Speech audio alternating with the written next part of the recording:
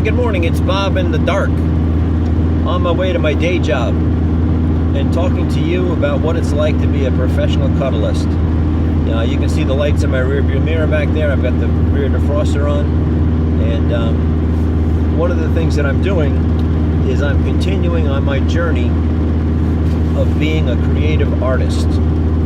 And one of the books that's really meant a lot to me that I've worked through and think about quite often is called The Artist's Way.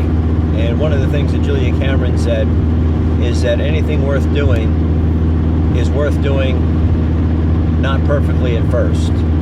So these early videos are clearly not the visual masterpieces, but they do allow me to get my words out, and they allow people to hear what I have to say. And my vision is to become a professional cuddlist, and also to develop cuddling as an industry, to have a part to play in that, and part of that is having a voice. So today's topic is one of the things that's come to me through my cuddling experience, and that's this idea of what are the advantages of being wishy-washy. A lot of times being certain and being decisive is seen as a virtue, and being wishy-washy is seen as somehow a vice, or that there's something wrong with the person. And I know from my personal experience that one of the things that my therapist had said to me was, when I was talking about being stuck, about wanting to do something and then wanting to do the opposite, or wanting to do something and not wanting to do it, what she said was that my conflicts in my life, when I'm conflicted, they flow from my complexes.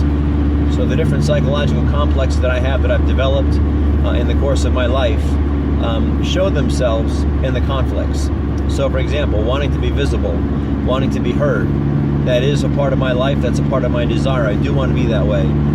But at the same time, I don't want to be seen and I don't want to be heard because I don't want to be criticized. I don't want to get comments on my channel that say, oh, what an awful video, or you didn't make any sense, and therefore many times I don't produce content.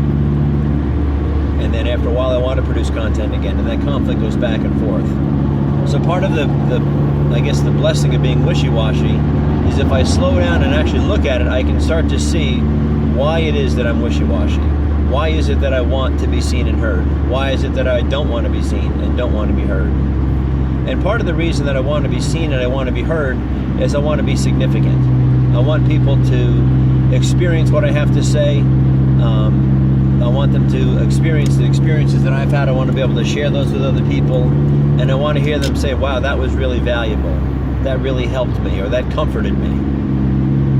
And at the same time, I don't want to be seen and I don't want to be heard, because like I said before, I don't want to be criticized for doing things less than perfectly. And a fear of perfection and a fear of authority is something also that's grown in my life from situations that I've had where I've opened myself up to authority and I've been hurt.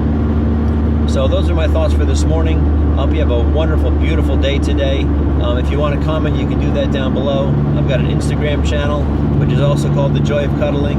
I've got that in the